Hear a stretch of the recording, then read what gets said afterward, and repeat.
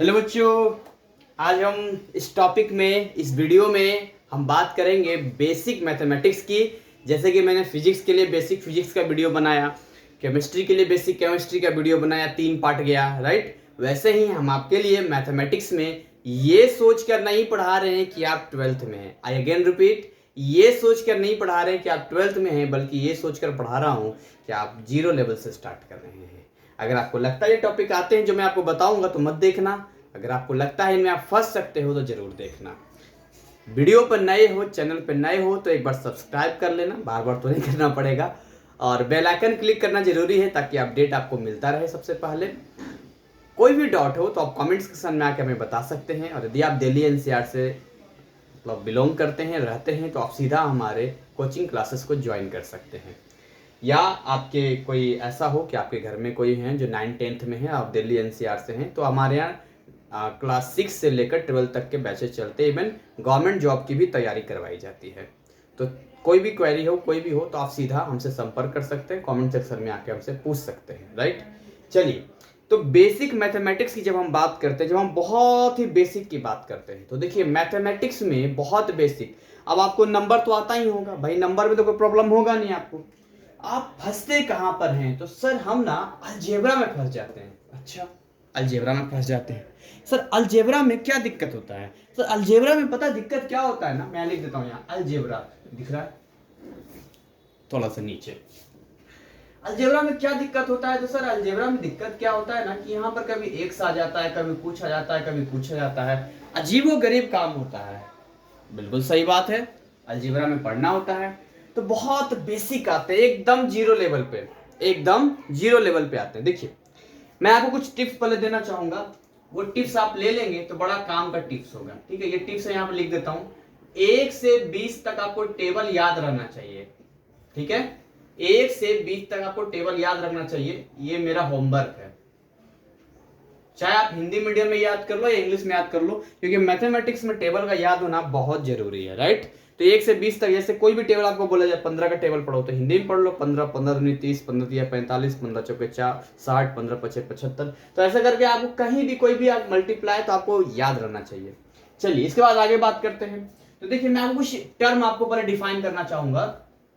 एक होता है वेरिएबल, एक होता है कांस्टेंट।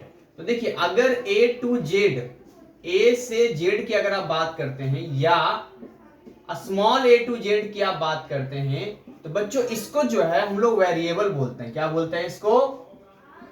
क्या बोलते हैं? वेरिएबल। हाँ जी, क्या बोलते हैं इसको? वेरिएबल इसको बोलते हैं।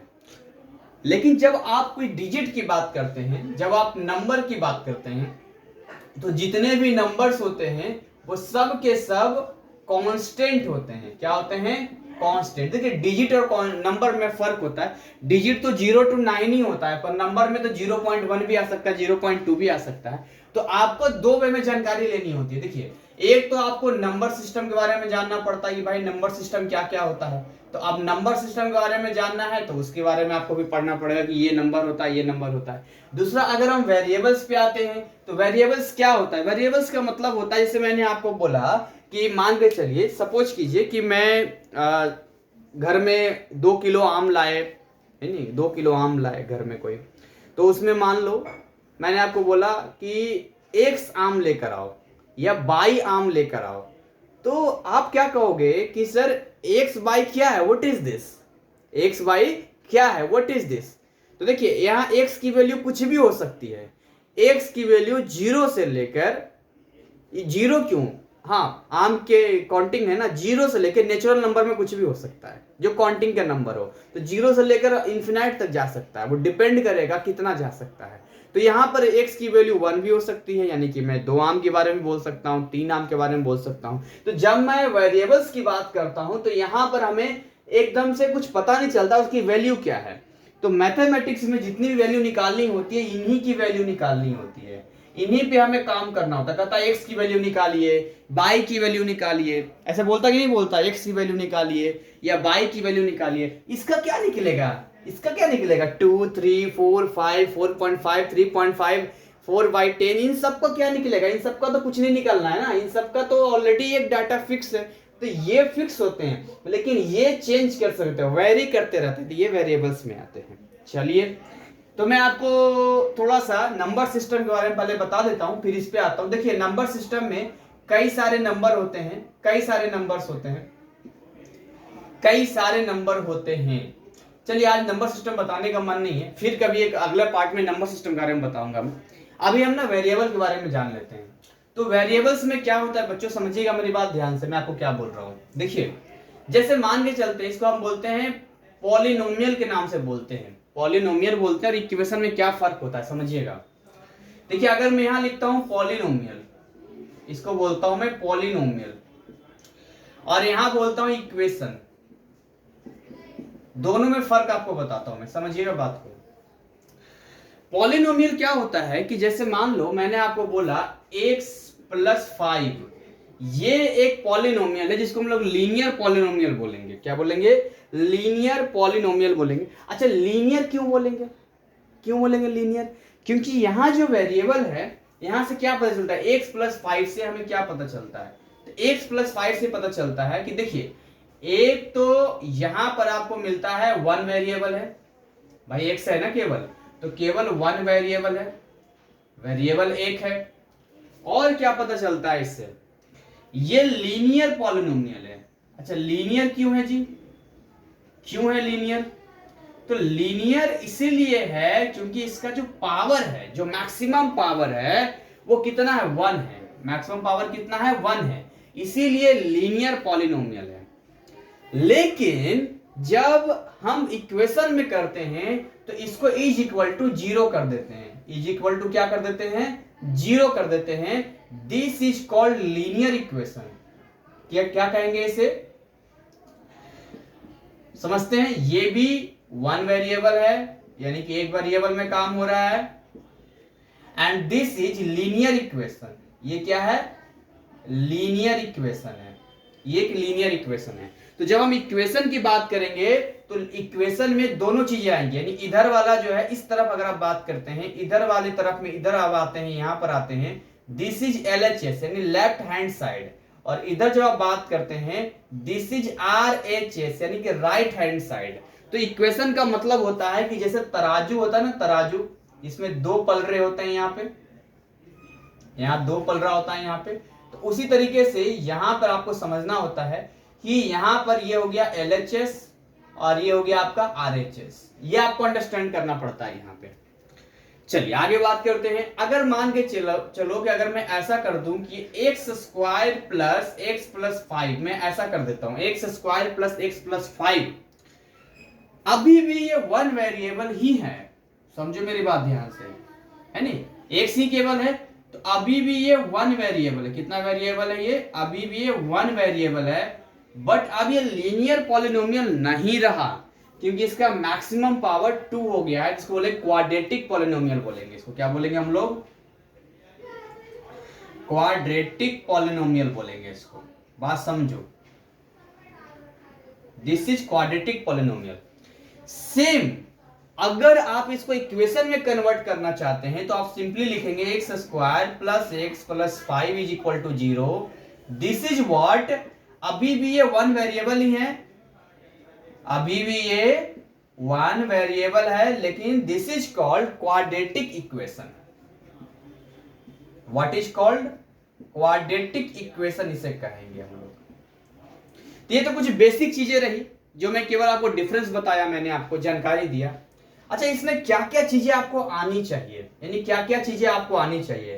तो सबसे पहली बात तो आपको यह आना चाहिए कि कुछ चीजें कैलकुलेशन में यूज आता है, वो मैं आपको बताता हूं। देखिए, जो कैलकुलेशन में यूज आता है वो बताता हूं। मान लो मैं पहले मल्टीप्लाई सेक्शन बताता हूं, फिर मैं कैसे मल्टीप्लाई होता है। देखिए, मान लो मैंने लिखा x, मान समझना, या मान लो मैं यहां लिखता हूं, सपोज करो मैं यहां लिखता हूं, चलो ठीक है x ही लिखता हूं, यहां पर लिखता हूं x और अंदर में x+3, मैं यहां पर लिखता हूं x और ब्रैकेट के अंदर लिखता हूं x+3।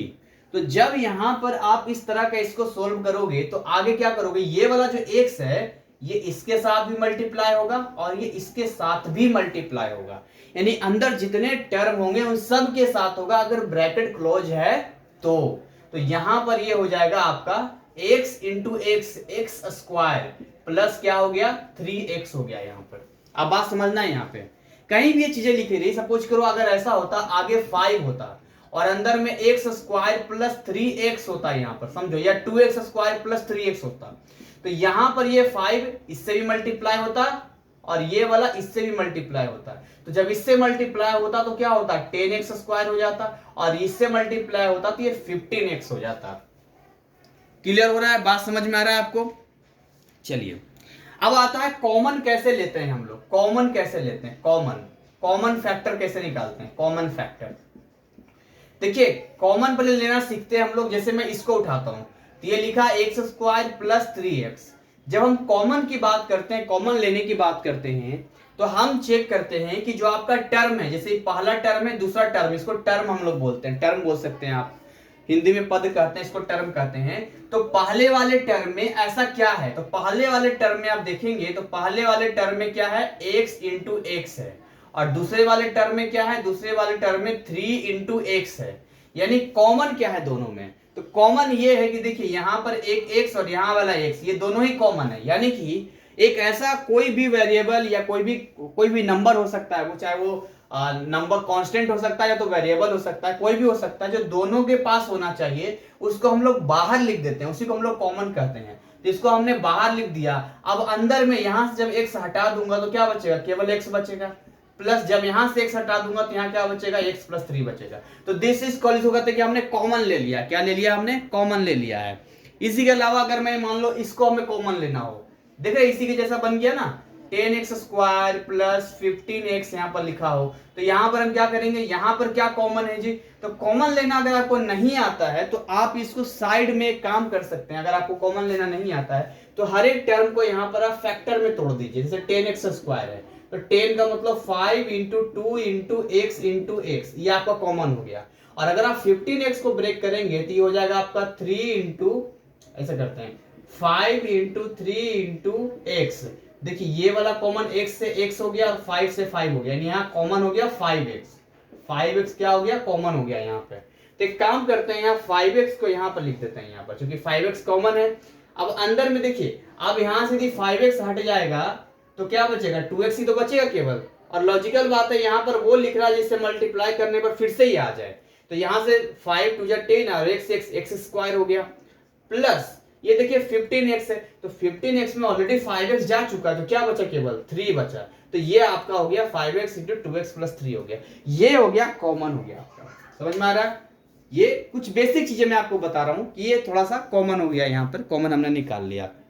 चलिए और आगे थोड़ा सा हम इसको जानकारी लेते हैं, 5 मिनट और समय देते हैं थोड़ा सा।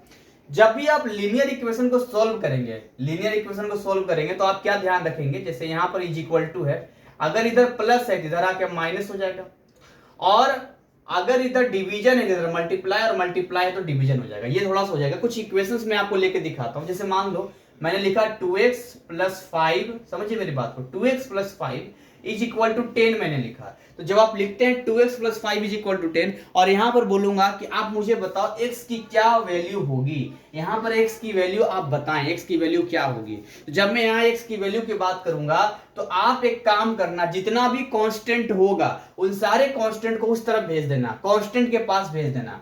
अब आप कहोगे सर यहां भी 2x है, तो इसको क्या करना चाहिए, पहले मुझे बताओ 2x को हम कांस्टेंट कहेंगे या वेरिएबल कहेंगे। तो जब भी किसी के साथ भी वेरिएबल होगा तो वेरिएबल ही कहलाएगा।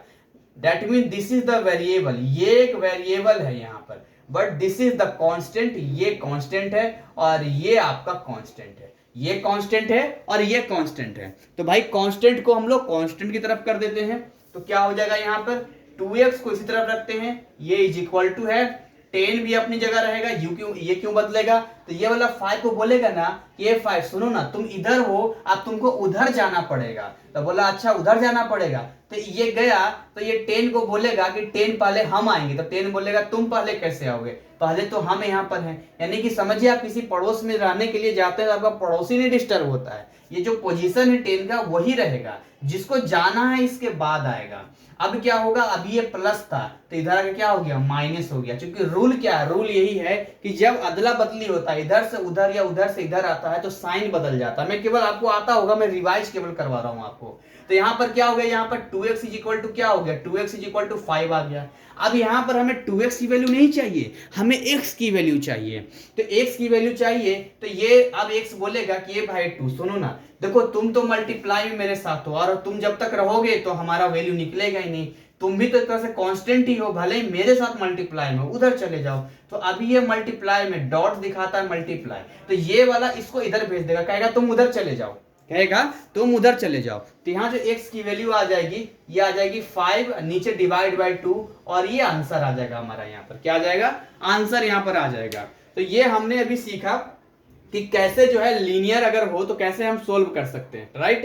तो ये कुछ चीजें हैं जो मैंने आपको बताई है।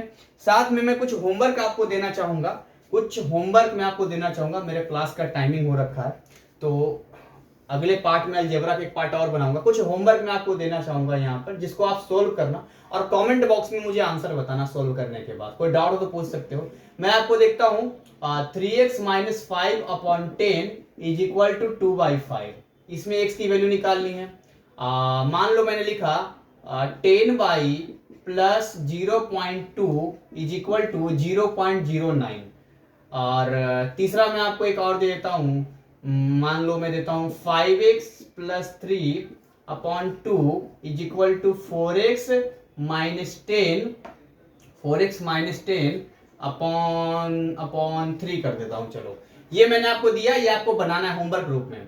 अच्छा, कुछ फॉर्मूले जो बहुत इंपॉर्टेंट है जिसको आपको याद कर लेना चाहिए। जैसे मैं यहाँ पर लिखता हूं a प्लस बी का होल स्क्वायर। तो a प्लस बी का होल स्क्वायर क्या होता है, a square plus B square plus 2ab, right. अब इसी में अगर a माइनस बी का होल स्क्वायर होता तो क्या हो जाता है, ये हो जाता है a square plus B square minus 2ab। अच्छा, यहाँ पर केवल a और b वेरिएबल नहीं हो सकता, आप ले लो चप्पल प्लस जूता का whole square is equal to चप्पल स्क्वायर प्लस जूता स्क्वायर प्लस 2 इंटू चप्पल इंटू जूता। और इसी कर दो मम्मी प्लस पापा का whole square is equal to मम्मी स्क्वायर प्लस पापा स्क्वायर प्लस 2 इंटू मम्मी इंटू पापा। जैसे कर लो यार, लेकिन ये वेरिएबल्स हैं जिन्हें हमें वैल्यू नहीं पता है। इसके अलावा बहुत ही एक जादुई फॉर्मूला मैं आपको बताता हूं, जहां भी यूज होगा A square minus B square, very important. VVI मतलब एग्जाम में पूछने वाला नहीं, हर लगभग क्वेश्चंस में आ जाता है। ये होता है ए प्लस बी इंटू ए माइनस बी होता है यहाँ पर, राइट। और कुछ आपको मैं बताता हूँ, जैसे यहाँ पर a प्लस बी का होल क्यूब भी होता है, यहाँ पर a प्लस बी का होल क्यूब, तो ये हो जाता है a cube plus B cube plus 3a square b plus 3ab square. तो ये कुछ फार्मूले हैं अलजेब्रा के जो आपको याद होने चाहिए। और एक और फार्मूला मैं आपको बताता हूँ, a cube minus B cube, a cube minus B cube, ये वाला मैं क्वेश्चन मार्क लगा रहा हूं। ये आप गूगल से या कहीं से निकालोगे और देखोगे कि उसका क्या बन रहा है a cube minus B cube का, और उसे आप याद करोगे। It's very important. ये कुछ चीजें मैंने आपको बताई जो आपको याद रहना चाहिए। अभी हमने लीनियर इक्वेशन पे आए हैं जो मैंने आपको यहाँ पर बताया है। अगले पार्ट में मैं इसको सोल्व भी करूंगा, और उसके बाद अगले पार्ट में, अलजेब्रा के अगले पार्ट में हम 2 वेरिएबल्स पे सोल्व करेंगे। और साथ में हम सोल्व करेंगे जब क्वाड्रेटिक इक्वेशन होता है तो कैसे हम लोग उसको फैक्टराइज कर सकते हैं, ये देखेंगे। तो ये 2 चीजें हम अगले वाले पार्ट में सीखेंगे, और यहाँ से हमारा अलजेब्रा वाला पार्ट कंप्लीट हो जाएगा। फिर हम नंबर सिस्टम में आएंगे, फिर नंबर सिस्टम में आएंगे तो बहुत बड़ा रेशनलाइज वगैरह पढ़ेंगे, बहुत सारी चीजें पढ़ेंगे। तो खैर आज के इस पार्ट को यहीं तक रखते हैं। उम्मीद करते हैं आपको इसमें मजा आया होगा पढ़ के, और आप इस होमवर्क को 3 होमवर्क को जरूर बनाएंगे। तो मिलते हैं इसके अगले पार्ट में, तब तक ऐसे ही हंसते खिलखिलाते मुस्कुराते रहें। जय हिंद, जय भारत।